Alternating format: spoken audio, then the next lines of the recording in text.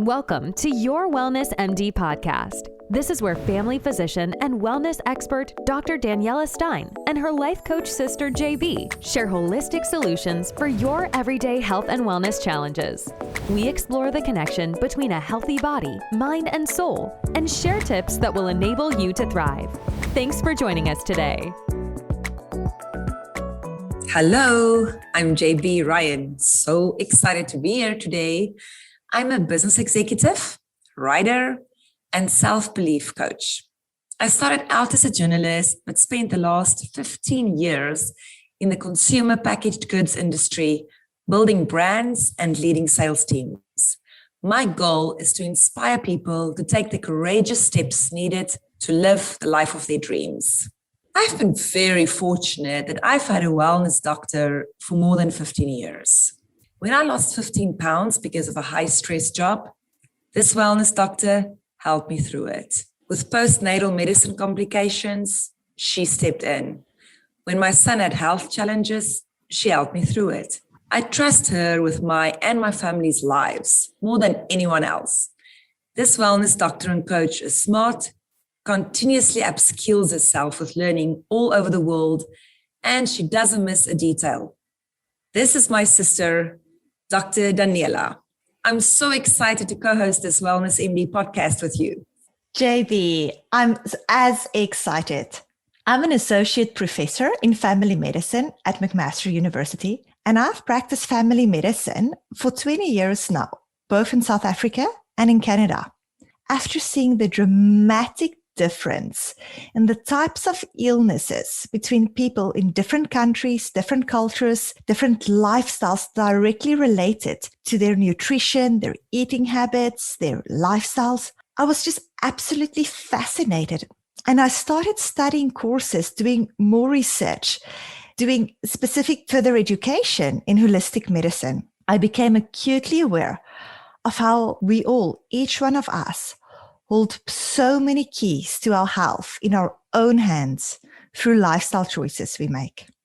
And that's why we decided to start this podcast. Wellness MD is a holistic lifestyle podcast that aims to empower you to live a healthy, joyous life. We decided that we want to speak about something that is really important to us in our first podcast. But this thing that we're going to speak about is something that eludes most of us. Living with high energy. Fatigue is one of the most common concerns of modern day people, be it parents of young children, college students, people working in the corporate world, or grandparents. It's a universal challenge and phenomenon. Sis, when somebody comes to you complaining about fatigue or general tiredness, where do you start? So this used to be a very common concern in my family practice, where people would come in and say, I'm tired. And we would run a bunch of tests to find the root cause of their tiredness. We'll map it out as your natural energy levels wax and wane with your biorhythms, what time of the month it is for women. But now, with the added chronic stress of this pandemic, many people are experiencing burnout, mental fatigue, and worsening physical fatigue. That's interesting that you say that. I definitely feel more fatigued than before the pandemic. I do less physically. I still work long hours, but I'm not running between, on planes, between meetings, and I'm just more tired than I feel like ever been. So for sure, and to understand where this tiredness comes from, I like to explain our system we have in our bodies that we use to manage stress. This is called our pituitary-adrenal axis. We call it our HPA axis. When we experience chronic stress, our bodies need to deal with a very high amount of stress hormones, such as cortisol and adrenaline. This causes us to feel tired and wired and just generally exhausted before we've even begun our day. Can you share some simple ways in which we can prevent energy dips and avoid this mental fatigue? Oh, yes, for sure. Fatigue is a very broad topic, but I have 5 quick and easy tips that will boost your energy levels right away. First one, drink more water. Many of us simply don't drink enough water on a regular basis. In fact, mild dehydration can cause physical fatigue mental fatigue, brain fog, and headaches. Dehydration can even lower your mood. 70% of our bodies is water. Our cells, our organs, our tissues, everything require water to function optimally. You can implement a couple of hacks to make sure you drink more water. You can start by having a glass of water next to your bed. So first thing in the morning when you wake up, you can have a glass of water before you get out of bed. You can make things more exciting by adding raspberries or blackberries, cucumbers, or a splash of lemon juice. Got it. First thing in the morning, not a cup of coffee. You can try to drink a glass of warm water with turmeric or ginger and lemon juice to kickstart your day. And then if you still need a coffee a couple of hours later, that's good. And it's also important to drink water during the day. Some of my clients use a water reminding app on their phones. Yeah, sometimes when I sit at my desk for hours, I get thirsty, but I don't want to get up and break my thought pattern. So that's a good first one. Second, what's your second hack? Is to eat energy supplying foods. If you feel that you go through the slump in the afternoon, you'll definitely benefit from adjusting your breakfast. For breakfast, I like to advise foods that will slowly release energy throughout your day. Most of us follow the standard American diet, which are foods like cereals or bagels, which causes a quick sugar spike, and then it causes our bodies to secrete more insulin, which then result in a low level of glucose, which then causes to things like brain fog or mental fatigue. I advise eating foods that slowly release energy throughout your day. These foods include soluble fiber, healthy fats, and proteins. For example, you can have warm steel-cut oats with almond butter or walnuts, cinnamon, and your favorite berries. And then some days you might want to eat an egg with tomatoes, portobello mushrooms, and bell peppers.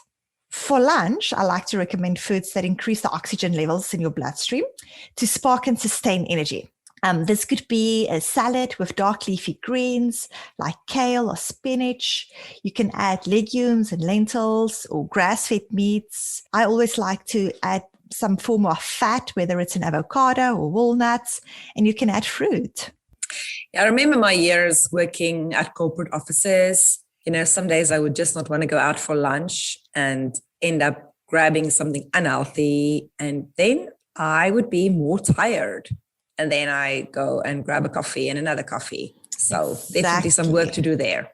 Exactly. You want to always have healthy fats and proteins and soluble fiber in your diet to improve your energy.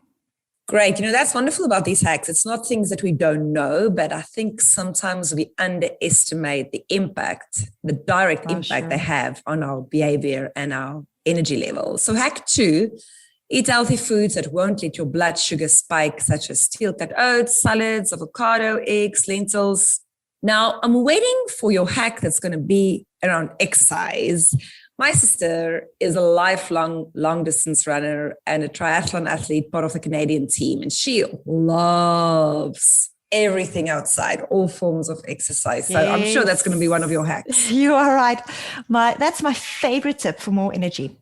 Research has shown that regular exercise increases our blood flow. It delivers more oxygen to our brain and muscles. It improves our sleep by helping us fall asleep faster and we sleep better. And then in turn, if we slept well, that boosts our energy the next day. Exercise also uses up all these stress hormones like adrenaline and cortisol, and it releases the feel-good energy boosting endorphins. For sure.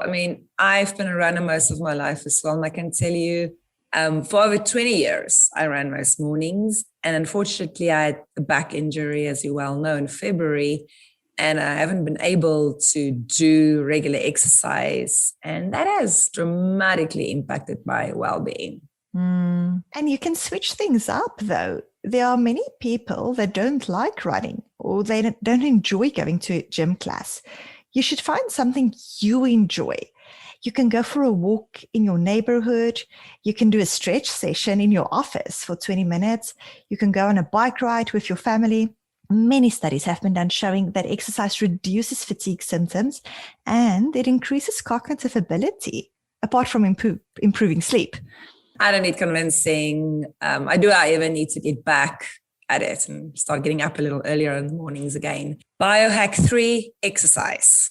So my fourth recommendation is focusing on your breath.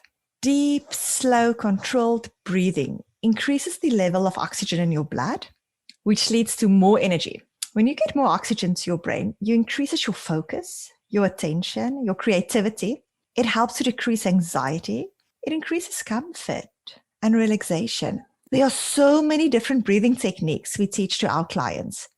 If you are new to breathing exercises, you can start by just focusing on your natural breathing. For 5 minutes, you can do it now. For 5 minutes, just sit in a comfortable position, notice your breathing, be aware of the flow of air in through your nose, into your lungs. You can put your hands on your chest to feel the expansion of your chest. You can feel the rise of your abdomen, and you can do this anytime, anywhere, when you think you need a quick energy boost. I want to add one. I recently listened to Dr. Andrew Weil's audiobook on breathing. He suggested a breathing exercise that I now do at night when I lie in bed, but also other times when I think of it or need it, like earlier this week in the Los Angeles traffic. It's a very easy one. It's taking a quick 4-second breath in, holding it for 10 seconds, and then breathing out for 8 to 10. So I'll just illustrate.